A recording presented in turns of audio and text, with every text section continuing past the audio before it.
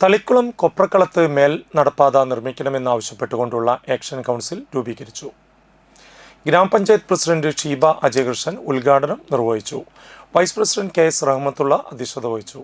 Block panchayat member MS Bhaskaran, ward മെമ്പർമാരായ EVS Smith, Shameer Nalakath, PC Manikandan, പൊതുപ്രവർത്തകരായ EPK Subhashithan, Mahesh V, Shailesh Divakaran, Balasubramanian, TS Prakashan, Jins PD, Nithin Murali തുടങ്ങിയവർ സംസാരിച്ചു.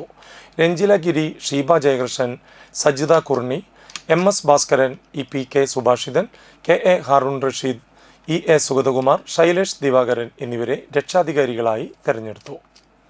ചെയർമാനായി KS റഹ്മത്തുള്ള, കൺവീനറായി EVS സ്മിത്ത്, ട്രഷററായി ഷമീർ നാലകത്ത്, കോർഡിനേറ്ററായി ജിൻസ് PD എന്നിവരെ തെരഞ്ഞെടുത്തു.